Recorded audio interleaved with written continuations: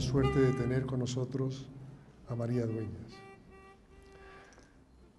Hablaré un poco de su currículum, que es inmenso, pero voy a recortar. María Dueñas es doctora en Filología Inglesa y profesora titular en la Universidad de Murcia.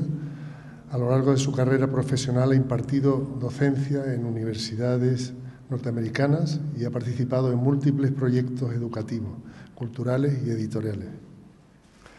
En 2009 irrumpe en el mundo de la literatura con El tiempo entre costuras, la novela que se ha convertido en el gran éxito historial de los últimos años y que ha cautivado por igual a lectores y crítica. Las cifras de ventas superan ampliamente el 1.000.000 de ejemplares. Sus derechos han sido cedidos para las traducciones a más de 25 lenguas y para una ambiciosa serie de televisión a cargo de Antena 3. Más recientemente, su novela La Templanza nos ha apasionado a los jerezanos por incluir el vino de Jerez en la trama, demostrando además el gran conocimiento que tiene de nuestro negocio y del propio vino de Jerez.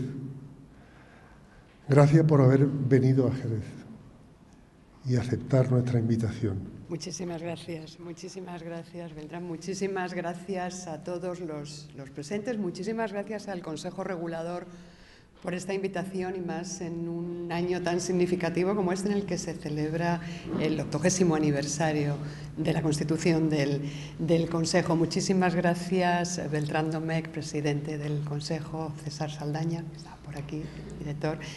Muchísimas gracias en representación del Ayuntamiento a Francisco Camas, delegado de Cultura, y a todos los presentes, a todos los jerezanos y a todos los lectores que hoy nos acompañan, porque sin ustedes y sin esta ciudad no habría Templanza y hoy no estaría yo aquí.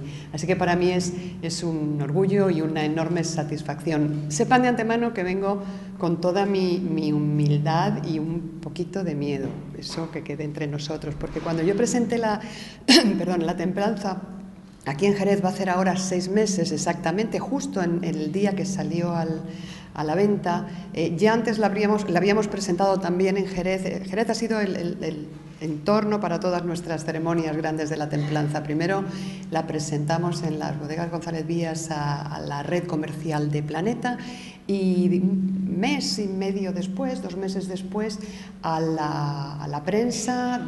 Vinieron periodistas de toda España, vinieron periodistas de América Latina, lo hicimos también aquí en Jerez y al día siguiente hicimos una gran presentación de público en una tarde de lluvia y de rayos y truenos que al contrario de lo desagradable que parecía el ambiente, pues se tornó en un momento enormemente cálido con la presencia de muchísimos lectores, de muchísimos jerezanos. Pero entonces yo presentaba la Templanza recién salida del horno, con lo cual nadie la había leído y nadie me podría poner ninguna pega.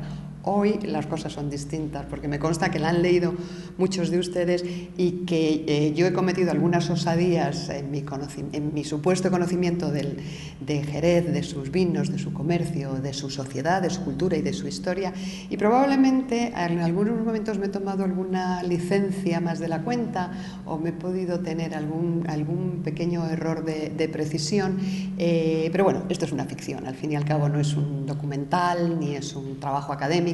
Es un libro de ficción en el que yo he querido volver la mirada a un mundo con todo mi cariño, con toda mi admiración y con todo mi saber hacer.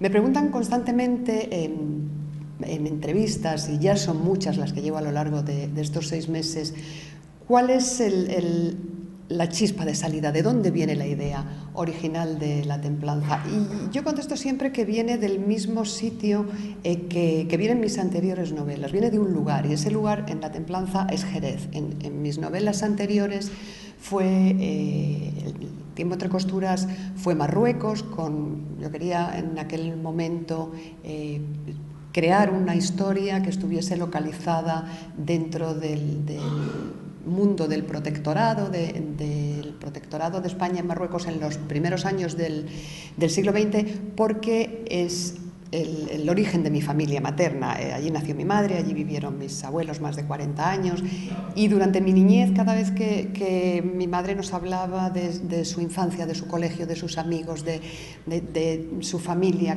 siempre con unas evocaciones muy nostálgicas y llenas de cariño, siempre volvía la mirada a aquel Marruecos del protectorado, a Tánger y a Tetuán. Con lo cual, antes de tener ninguna novela, antes de pensar en que yo iba a escribir algo que tuviera dentro una espía, guerra civil, Segunda Guerra Mundial, ingleses, alemanes y, en fin, todas las cosas que he metido en El tiempo entre costuras, espero que alguno de los presentes lo haya leído, solamente tenía en mente el escenario, Marruecos, Tetuán y algo de Tánger también. Y a partir de ahí empecé a desarrollar la historia del tiempo entre costuras. Y todo vino después rodado a partir de esa idea simple inicial. Con Misión Olvido, mi segunda novela, me sucedió algo muy parecido. Durante una visita a California, haciendo un recorrido por las misiones que establecieron los franciscanos españoles a finales del siglo XVIII, principios del siglo XIX, en lo que constituyó después el legado del Camino Real, que todavía se conserva, yo pensé, qué poco conocemos en España, qué bonitas son estas misiones, cuánto de nosotros tienen, cuánto tienen de nuestra historia, de nuestra memoria, qué legado más interesante hemos dejado en esta tierra, qué poco lo conocemos y qué material más interesante para una novela. ¿Y por qué no habría escrito nadie una novela sobre las misiones californianas? Y como no encontré una respuesta para esa pregunta, decidí escribir esa novela yo. Así que Misión Olvida, mi segunda novela, también surge todo de un escenario, surge de California, de las misiones de los franciscanos del Camino Real. Y con La Templanza, mi tercera novela, y yo no sé si esto ya se va a convertir en sucesivos libros, en una marca de la casa, o con el tiempo iré cambiando, pero con La Templanza me ha sucedido lo mismo. Pasa por México, ahora hablaré de ella más despacio, pero pasa por México, pasa por La Habana y finalmente, digamos, la segunda parte entera transcurre en Jerez. Pero Jerez, a pesar de ser el tercer escenario que aparece, es el origen de todo. Y yo quería centrarme sobre todo en el mundo del vino de Jerez, pero sobre todo me interesaba su proyección exterior a lo largo de los siglos de contacto con comercio internacional, de años de exportar vinos, de ese vínculo sobre todo con Gran Bretaña, con todo el mundo en general, pero con Gran Bretaña en particular. Y a mí me interesaba particularmente porque yo, que soy filóloga inglesa, que conozco la literatura inglesa, antes de empezar a escribir, yo vengo del mundo académico, me he dedicado a la vida universitaria y soy de la parte de lingüística. No soy experta en literatura, pero sí conozco la literatura inglesa, sí conozco la literatura británica, conozco el mundo anglosajón, conozco su cultura, su historia, y siempre me había resultado tremendamente seductor, me parecía enormemente evocador ese trasiego de vinos, de gentes, de botas, de familias entre Jerez y las islas británicas. Y entonces ese es el mundo al que yo quería volver en La Templanza. Y me pasó un poco como con El tiempo entre costuras y como con Misión Olvido, como mis novelas anteriores, que de pronto tuve una idea de recrear un escenario mágico y en un entorno precioso y no me cabía en la cabeza que ningún escritor se hubiera adelantado antes, porque sí es cierto que hay novelas, grandes novelas centradas en Jerez, escritas por grandísimos escritores jerezanos, por Caballero Bonal o por reconocidos escritores anteriores como La bodega de Blasco Ibáñez, perdón. Incluso novelas más contemporáneas y ganadoras incluso de premios más recientes, pero se centran más en el mundo del vino o en el mundo de Jerez, pero más dentro de las coordenadas urbanas de la ciudad y no en esta vertiente de contacto internacional, de salida de contactos con otras culturas, de idas y de venidas. Y entonces dije, bueno, pues si nadie ha escrito esa novela, allá voy yo. Además era consciente de que ya en la literatura inglesa había enormes referentes, desde Chaucer, el padre de la literatura, de la poesía, inglesa. Ya en el siglo XIII, él mismo era hijo de un vinatero y ya él mismo alaba el vino de Jerez. Shakespeare, 2 siglos después, yo creo que en toda la historia del Jerez no ha habido nadie que le haga mejor marketing internacional que Shakespeare, que lo cita en numerosas ocasiones en sus en sus obras y que incluso, tengo la cita por aquí, si me permiten, se la voy a leer. Yo traía un guión, pero al final, como verán, le estoy haciendo poco caso. Pero hay una cita de Shakespeare que yo quería leerles, que es que la pone en boca de su personaje Falstaff en la segunda parte de Enrique IV, y es la traducción de mi colega y amigo Ángel Luis Pujante.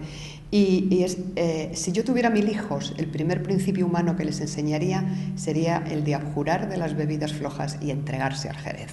Eso lo decía ya Shakespeare hace 5 siglos y a partir de ahí son numerosas las referencias literarias que van apareciendo en la espina dorsal de la literatura británica. Entonces eran tiempos de enorme expansión del Imperio Británico por todo el mundo y los ingleses muy enriquecidos y muy sibaritas, ellos consumían muchísimo vino, lo importaban de todas partes, consumían muchísimo clarete de Burdeos, mucho los Tokay húngaros, el vino de las riberas del Rin, muchísimo Porto y, por supuesto, muchísimo Jerez. Entonces, eso se vuelca en las costumbres, en los usos sociales y se va volcando en la literatura a lo largo de los siglos. Por aquí pasó Lord Byron también, en época del romanticismo.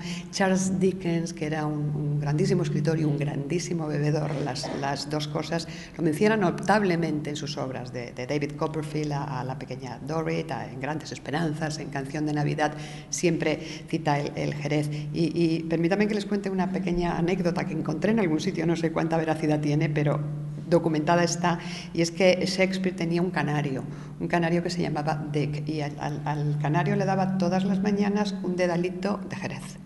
Todas las mañanas su dedalito de sherry. Bueno, pues dicen que la vida media de los canarios está entre 8 y 10 años. Aquel canario vivió 15.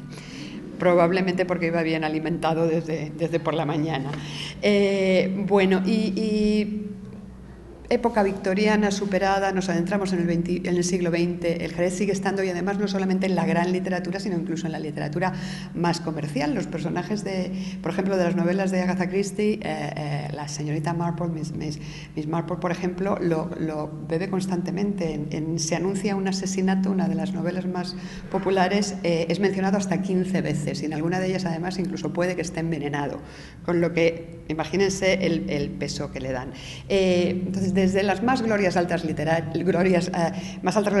de la literatura inglesa hasta iconos de la literatura comercial, el sherry, el vino de Jerez ha estado siempre en la literatura inglesa, entre esa conexión entre lo que es capaz de generarse en estas tierras blancas del sur y lo que los paladares británicos después aprecian bajo los cielos tan grises y tan espesos de la pérfida Albión, como lo llamamos a los ingleses. Y entonces yo, conectada con ese mundo y agarrada a la estela de mi pasión por la literatura inglesa, ¿cómo habría de resistirme a escribir sobre el vino de Jerez también? Y así fue como empecé en principio a documentarme, porque al final los 20 años que yo he pasado en la universidad haciendo investigación académica, haciendo trabajo académico, te dan una serie de pautas y una serie de herramientas que a mí me han sido muy útiles para trasvasarlas después a la hora de construir mis ficciones. Entonces me documento, me busco toda la información posible, me hago, digamos, una cartografía del momento, del escenario,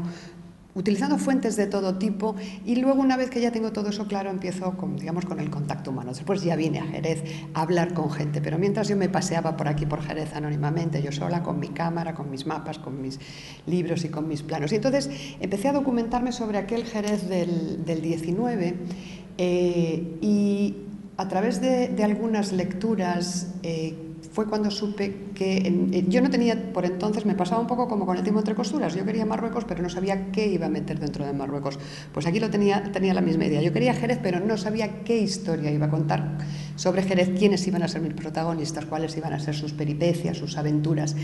Entonces, documentándome, como les digo, fue cuando supe que algunas de las bodegas algunas bodegas del 19, no muchas, pero sí hay algunas referencias lo suficientemente significativas como para que me llamaran la atención, pero supe que habían sido establecidas gracias a capitales indianos, a capitales de retorno de españoles que habían vivido en América, habían hecho fortuna en América. Esta mañana lo hemos estado hablando con descendientes, además de estas familias, Julián P. Martín, Barbadillo, Benigno Barbadillo en Sanlúcar, hicieron capitales en América, Martín, por ejemplo, en la minería, como en el caso de mi protagonista, y después retornan a España unas décadas antes de cuando yo sé toda la historia, pero me pareció una referencia muy interesante, la figura del indiano, el indiano que retorna, el que se va al nuevo mundo sin saber qué va a pasar, trabaja, invierte, es aventurero, es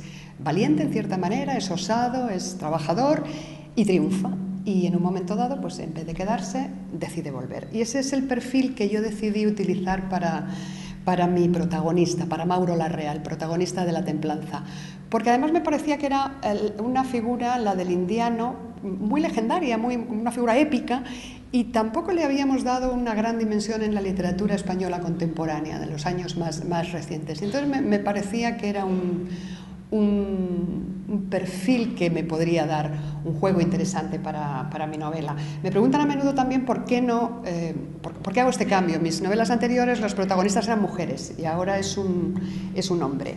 Y lo que suelo responder es, primero, porque yo creo que la historia pedía un hombre. Es verdad que podría haber hecho una mujer indiana, muy valiente y muy audaz y muy echada para adelante, que triunfa en los negocios y tal, pero realmente yo creo que representaba un poco más la realidad de aquel momento que fuera un hombre. Ya había ensayado en mi novela anterior, en Misión Olvido, la protagonista es una mujer, Blanca Pérez, una profesora española que va a América, pero había dos personajes secundarios que a mí casi me gusta más llamarles coprotagonistas, porque yo creo que tienen mucha fuerza dentro de la novela y conforman casi un triángulo, que eran el profesor exiliado español, los que hayan leído Misión Olvido lo recordarán, Andrés Fontana, y el hispanista americano Daniel Carter, que viene a España después. Entonces, al meterme en la piel de estos hombres en Misión Olvido, la verdad es que me sentí muy cómoda, y después los lectores, cuando leyeron la novela, también se sintieron a gusto con los personajes, ¿no?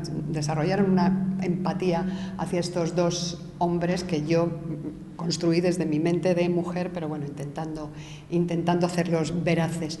Y eso me dio seguridad para meterme ahora en la piel de Mauro Larrea pues digamos con menos miedo de que se me hubiera lanzado del todo a trabajar el perfil del personaje de un hombre sin antes haber pasado por el paso previo.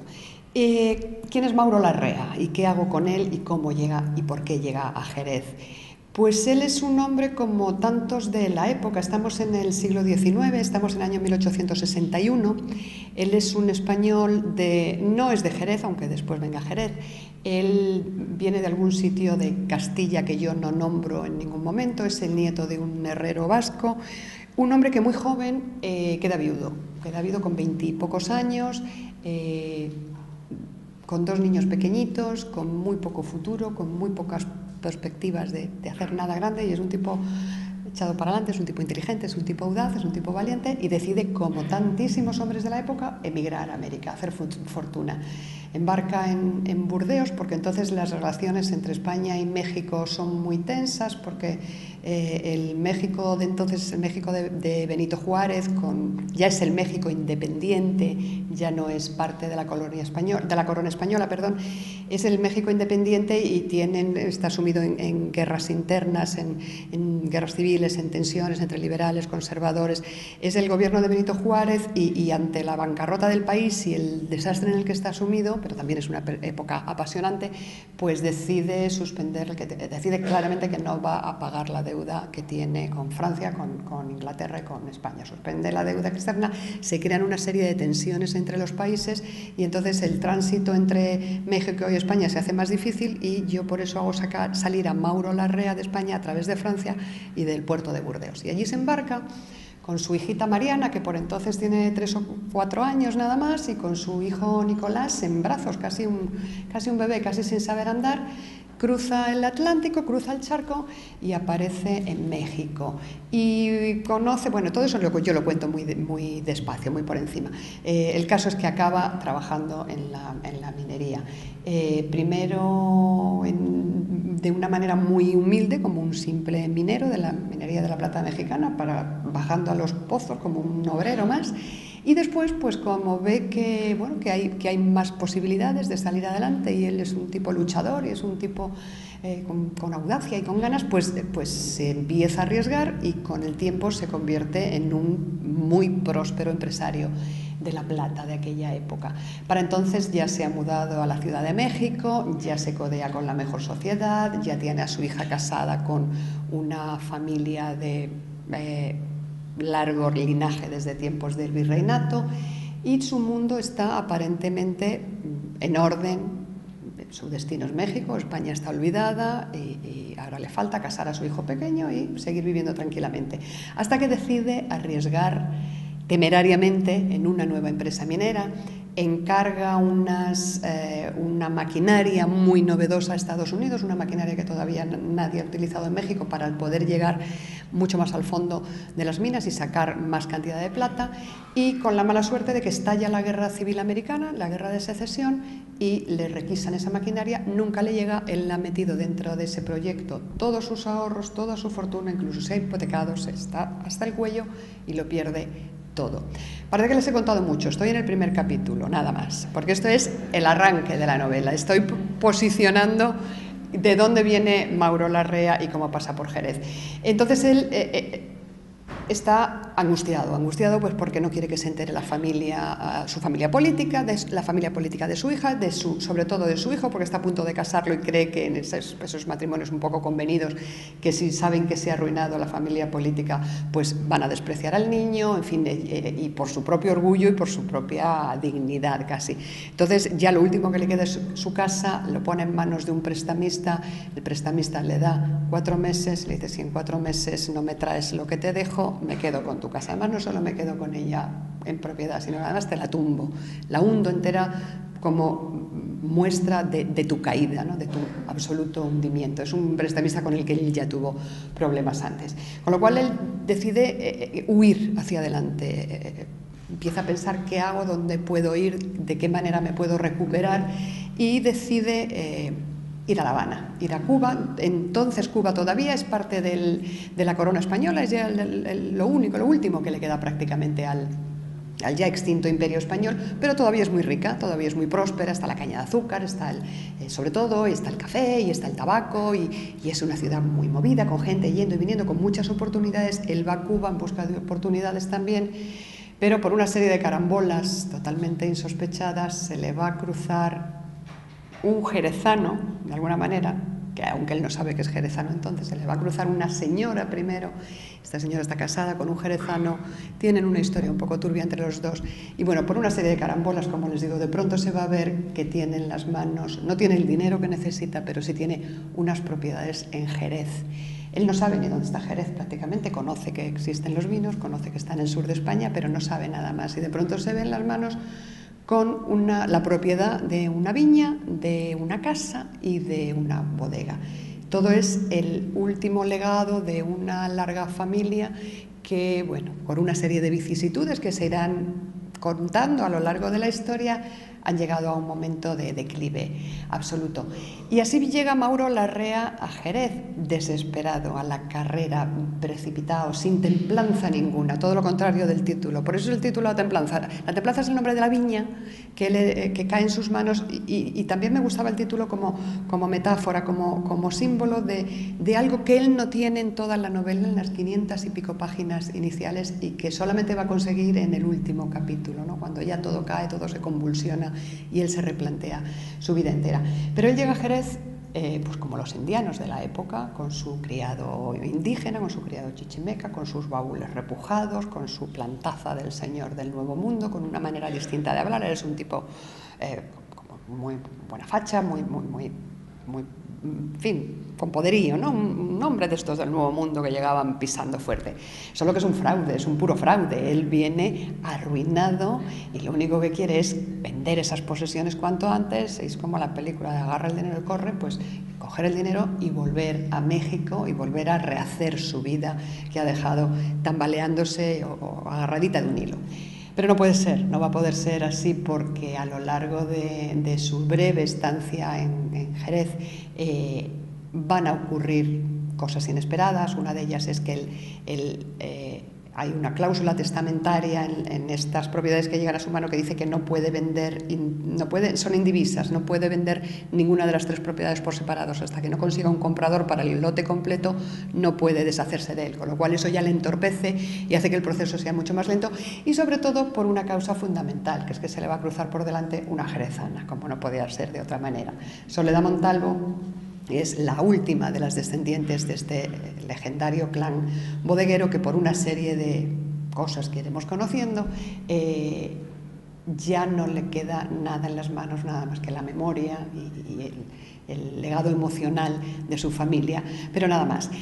Soledad Montalvo, y ahí es donde yo entro a contactar con este mundo que me da origen a la novela, es la esposa de un marchante de vinos londinense. Y ahí es donde yo conecto Jerez con Gran Bretaña, que era lo que a mí me apetecía. Ella, bueno, pues como tantos matrimonios de la época, es un matrimonio concertado por su abuelo, porque venía bien para el negocio, casan a la niña, se va a vivir a Londres y con el tiempo vuelve, con unas razones más o menos oscuras, y de pronto está otra vez en Jerez.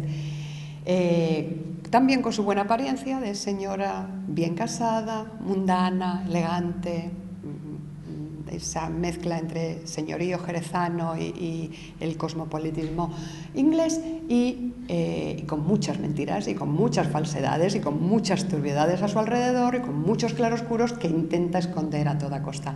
Así que se juntan, como un choque de trenes, colapsan pues 2 personajes muy carismáticos, muy atractivos, muy mentirosos, muy tramposos, porque no tienen más remedio. Y entre ellos establecen una relación, primero es una atracción enorme, es una atracción sentimental, es una atracción incluso física enorme, pero como los dos en principio son conscientes de que no puede haber una relación consolidada, pues sí que establecen otro tipo de relación que a mí también me interesaba mucho, que es una relación de amistad. Se hacen cómplices en sus barrabasadas que cometen de todo tipo, en sus tropelías, se hacen cómplices, se hacen amigos, son muy generosos el uno con el otro. Yo creo que más allá de la relación sentimental que supuestamente van a mantener al final, esa cercanía en cuestiones más digamos, más entre amigos casi, entre compinches casi, como dirían a la mexicana, pues les hace establecer un nexo enormemente sólido, enormemente fuerte entre los dos. Y este es digamos, el recorrido, yo no quiero contar más para los que no lo hayan leído, por el que pasa la templanza. Todo esto ocurre entonces en el Jerez del año 1861. A Mauro Larrea le pongo una casita aquí en la Tornería, así, una casa de palacio. A Soledad se la pongo en la Plaza de la Asunción. Yo me paseaba por Jerez y digo, ¿dónde quiero que vivan estos señores? A ver, voy a buscar sitios bonitos, porque como me lo podía permitir, todas esas son las cosas buenas que tiene la ficción, que puedes hacer lo que quieras hasta cierto punto, ¿no? Pero conservando el rigor detrás, el apoyo de rigor, puedes hacer lo que quieras. Y entonces a Mauro lo puse, como digo, en la Tornería, en la Asunción, en la Plaza de la Asunción, que yo le llamo la Plaza del Cabildo Viejo, por hacerlo. Esas son pequeñas licencias que yo me voy tomando. Es verdad que en algún sitio he leído que en algún momento se le llamó así, pero después, incluso con la nomenclatura de calles, de tal, en fin, los jerezanos me lo perdonan, espero, porque así le llega más a más gente y les suena mejor y vendemos mejor Jerez por el mundo. Entonces intento hacerlo, figurarlo todo lo más atractivo posible. Y allí los voy paseando, los voy metiendo en 1000 aventuras, los voy metiendo en 1000 tropelías, los hago ir a Cádiz, los hago volver de Cádiz, les hago que aparezca el hijastro de ella, les hago que contraten servicio para que les atiendan en casa, en fin, les voy mezclando un poco, les voy creando, les voy construyendo un mundo propiamente jerezano alrededor, hasta que al final, bueno, pues pasan muchas cosas que no les voy a contar y finalmente hay casi un desastre enorme, parece que ellos ya se separan, cada uno lleva su camino, Mauro se retira a la viña, Soledad vuelve a Londres y bueno, ya no os cuento lo que pasa al final, pero digamos que abrimos puertas a un final medianamente feliz. Y Eso es lo que tiene la templanza y dentro de sus 500 y pico páginas, como digo. ¿Cuál ha sido el recorrido que ha tenido el libro después, más allá de su interior? Pues como les he dicho antes, son casi 6 meses ya los que lleva el libro trotando por el mundo. Fue un lanzamiento muy grande, fue una apuesta enorme de mi editorial. Salimos con 500.000 de ejemplares a la vez en España y en Latinoamérica y después del periodo de crisis que ha afectado a todos los sectores y, por supuesto, muchísimo al sector editorial, pues la verdad es que una apuesta de este tipo es muy reconfortante, pero la verdad es que da un poco de miedo también. Pero, por fortuna, la acogida ha sido excelente. Seguimos en las listas de libros más vendidos en lo más alto. Las malditas sombras de Grey nos están fastidiando ahora un poco, pero a ver si las liquidamos en breve.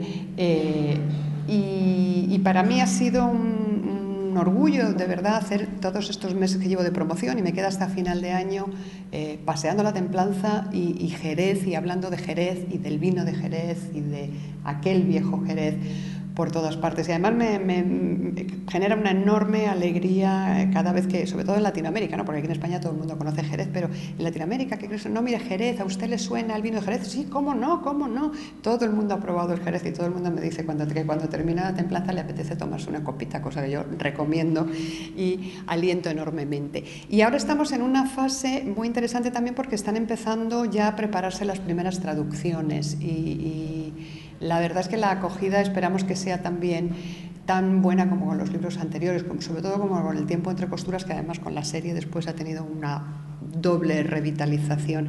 Se va a publicar el año que viene, probablemente primero en Italia, que suele ser el país donde antes lo suelen sacar, pero están preparándolo ya para Estados Unidos, para la traducción al francés, al alemán y bueno, ya un montón de lenguas ya un poco más pequeñitas, pero igualmente muy, muy significativas.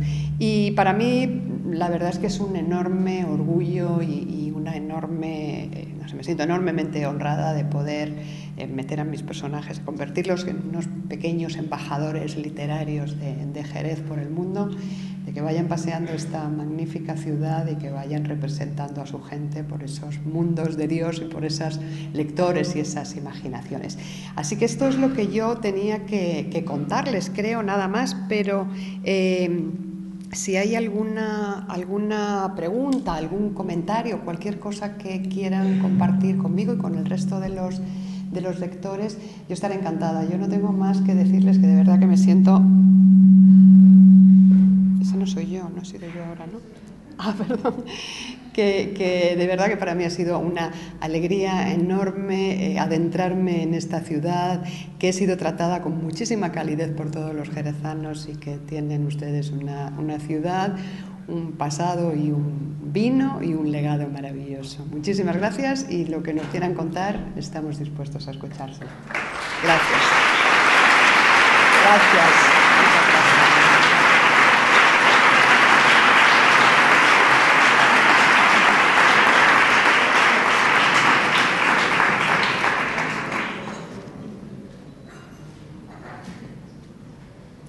Aquí, hay una mano por allí detrás. Sí, un momentito, que van a acercar un micrófono.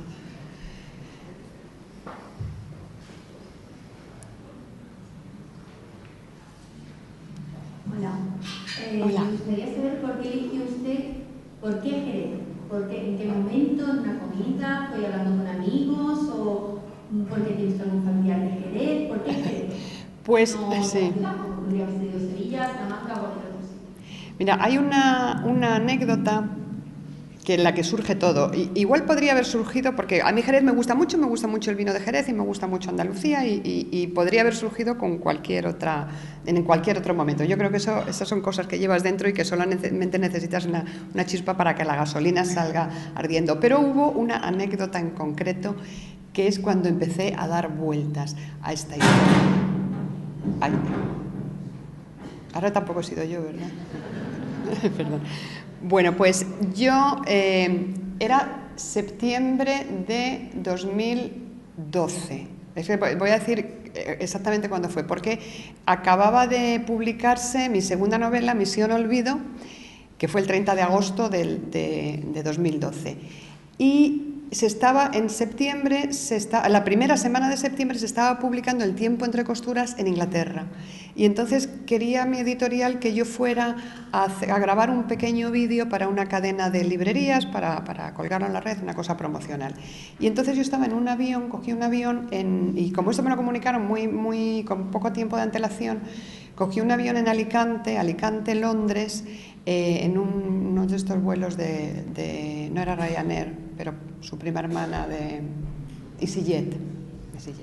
Y entonces, claro, el aeropuerto ese vuelo y ese aeropuerto de Alicante eran 99 alemanes que venían de tomar el sol en España y yo con ellos. Yo era la única española y la única que no iba quemada entera como una gamba. Y entonces, en el otro lado del pasillo, a mi lado, había una parejita, bien requemados, él con sus bermudas, ella con su sombrerito, y ahí eran como las 9 de la mañana y ya estaban pidiéndole a la azafata su copita de vino blanco. No era Jerez, eran unas botellitas, sabe Dios, que me juzgue, les dieron.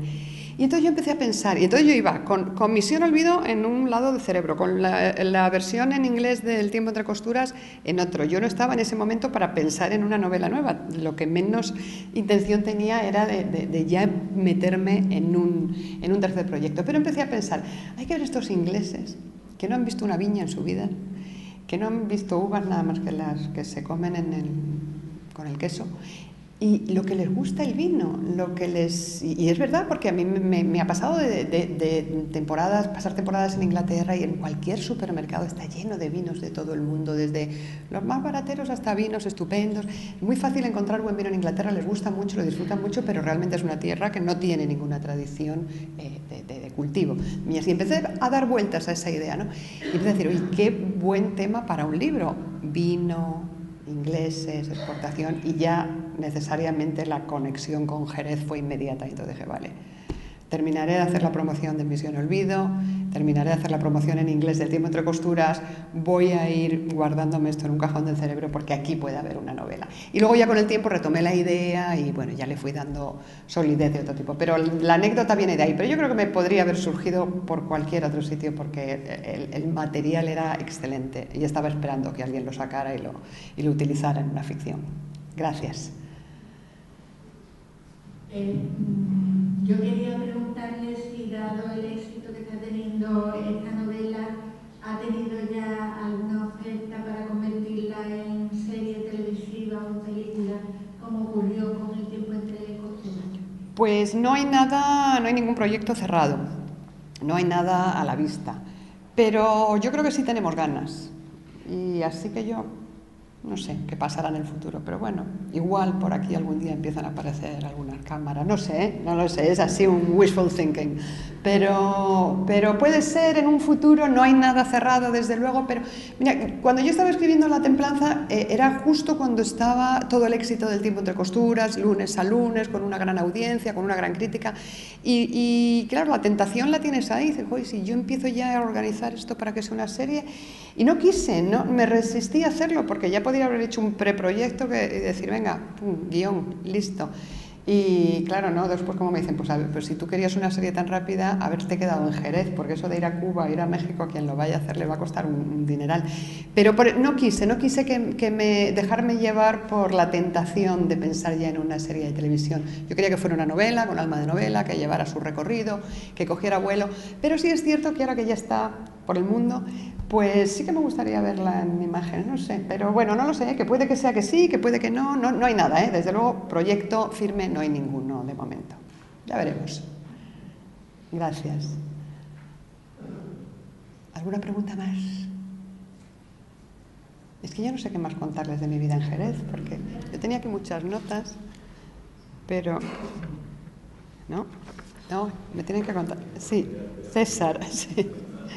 Gracias.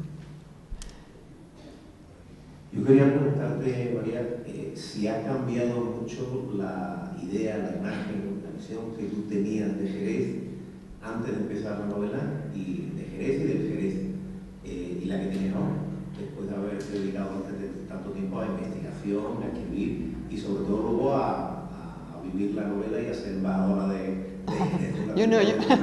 los personajes.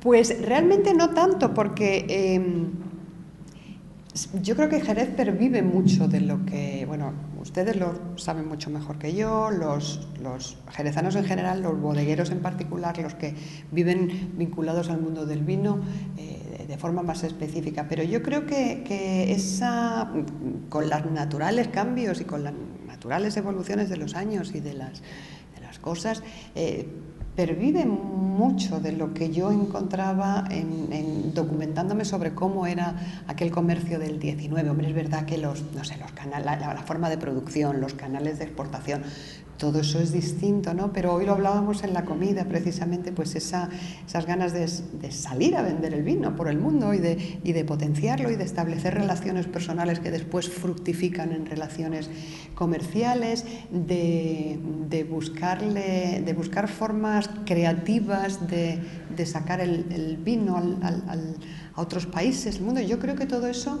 en gran manera reconvertido, reformulado, permanece. Y después, eso en el mundo del vino. Y después, en cuanto a Jerez, ciudad, lo estábamos hablando antes me acaba de decir el delegado de Cultura que hay una concejalía, ¿no? Una sección que va de la mano urbanismo con cultura, y yo no había oído eso en mi vida, que se lleven las cosas a la vez, pero es verdad que me han hecho saber, Carla y el delegado de Cultura, que es verdad que, claro, urbanismo tiene mucho que ver con patrimonio, y el patrimonio es cultura, y entonces Jerez tiene un patrimonio tan rico, tan riquísimo, cultural, que no es tan extraña después la asociación.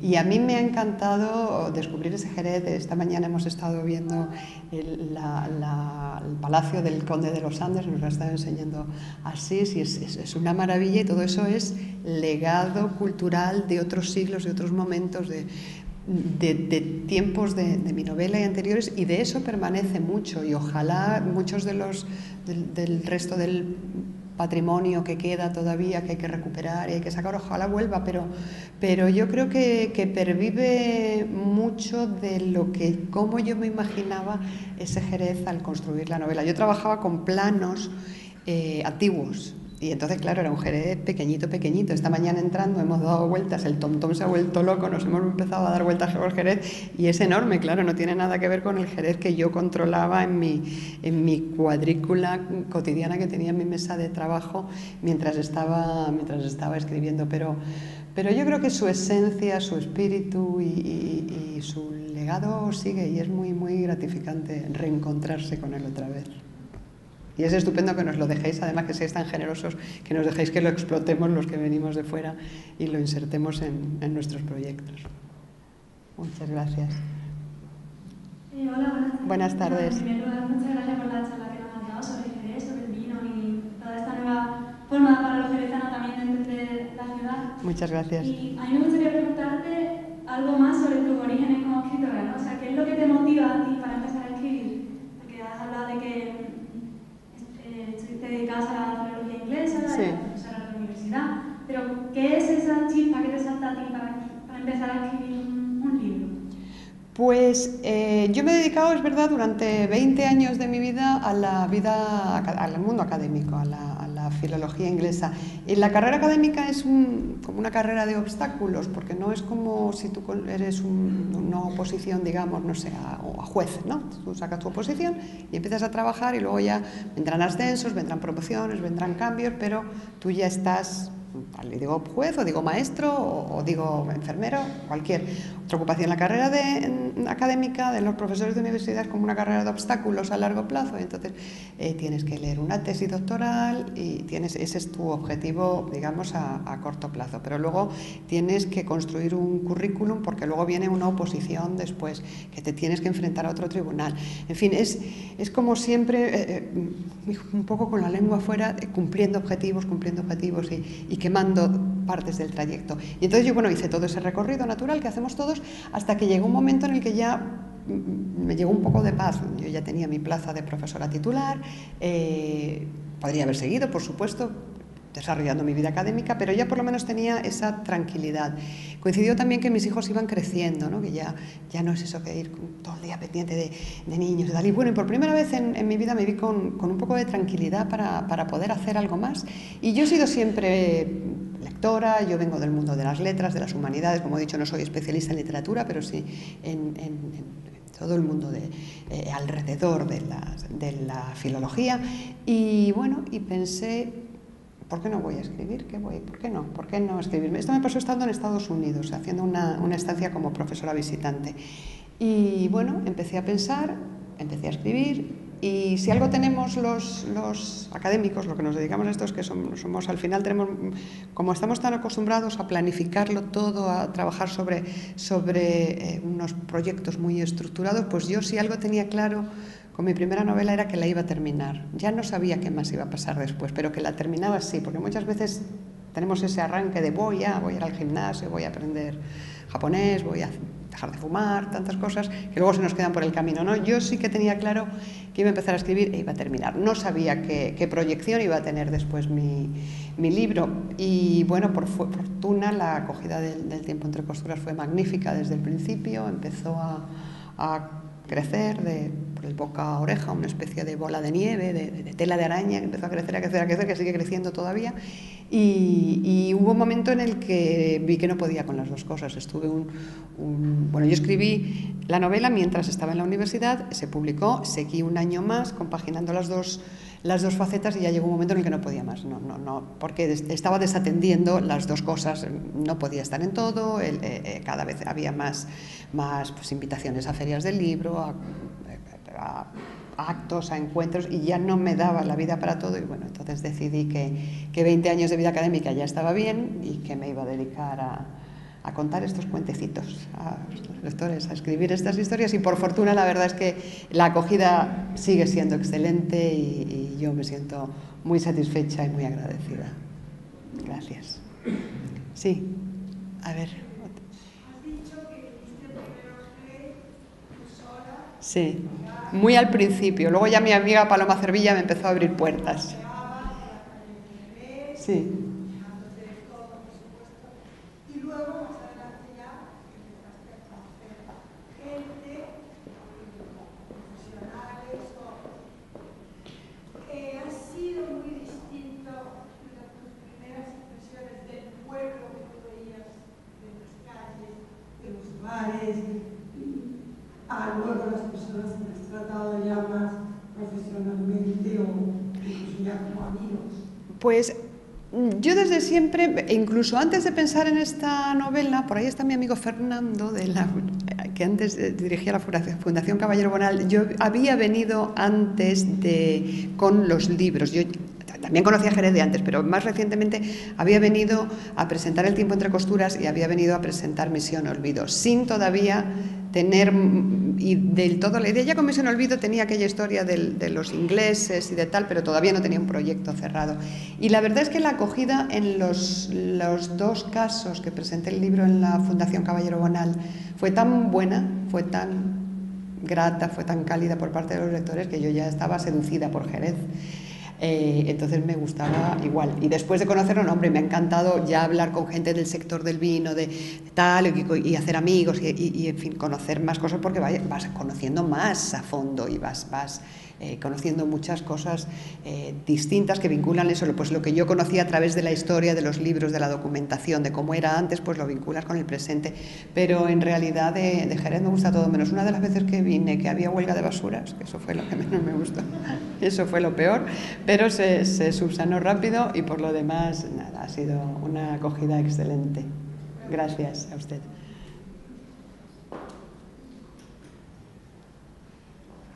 Aquí, por aquí tenemos otra pregunta, por aquí.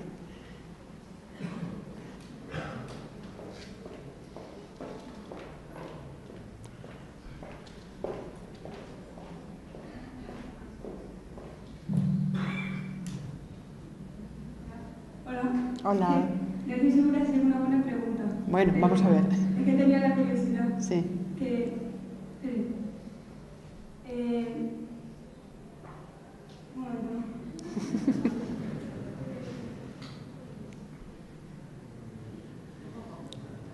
Vale, ya me acuerdo, perdón. Nada. Tanta gente escuchando por ahí. Nada, no te preocupes que no te ven, estás ahí escondida. Escucharon un audio de WhatsApp vivo, entonces, ¿verdad? Que usted, cuando ha escrito un libro, Sí. y se ha publicado. ¿Usted luego se lo vuelve a leer o ya luego lo puede volver a leer para ver cómo ha quedado o algo? Mira, me lo leo y no debería hacerlo porque lo paso fatal. Reconozco que no puedo resistir la tentación de abrirlo y empezar a leerlo. Y empiezo desde la página 1. Esto no tendría que ser así, esto aquí no, esto tendría que haber cambiado la palabra, esta frase no tiene ritmo, esta frase... Y ya me peleo conmigo misma tanto que siempre digo, el próximo no lo voy a leer. Y luego acabo leyéndolo también. De hecho, hoy he leído un poquito de La Templanza antes de venir y me he encontrado con un montón de... Y esto lo tendría que haber cambiado. Así que lo mejor es no leerlo, olvidarte y pensar en el siguiente. Gracias. No sé si tenemos alguna pregunta más. Sí, por aquí.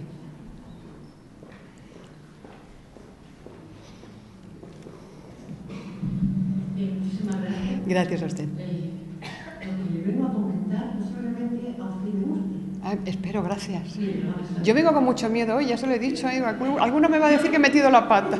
No lo quiero oír. Pues yo vengo en calidad de embajadora de un grupo de un sector social muy concreto, como son los mayores, de una residencia que tenemos en Jerez de la Frontera, que se llamaba antiguamente la Residencia de la Granja, y en la actualidad le llaman la Residencia de Personas Mayores. Desde el 2010 hemos montado un círculo de lectores. Empezamos con el Quijote y ya vamos por la Templanza. Pero con anterioridad también leemos el tiempo entre costuras y también leemos la serie, es decir, tenemos DVD, etcétera, etcétera. El grupo es muy reducido. El nivel de lectores, pues, imagínense, con más un yo soy la más joven. Pero, Está usted fantástica, seguro que los demás también. Y en concreto teníamos una señora, Angelita Valle, que esta señora era testigo de cuando tuvieron que exiliarse a México en el 39, y esta señora sí tuvo la alegría de empezar la lectura en México, falleció lamentablemente, pero le comunico que estamos muy contentos de haber leído sus 2 libros, y de hecho quiero proponer la próxima lectura de Misión Olvido. Y además, no me quiero olvidar de que nuestra terapeuta ocupacional me ha dado el libro para que usted tenga la amabilidad de firmarlo. Por supuesto. Y creo que a usted le ha gustado. Me ha encantado.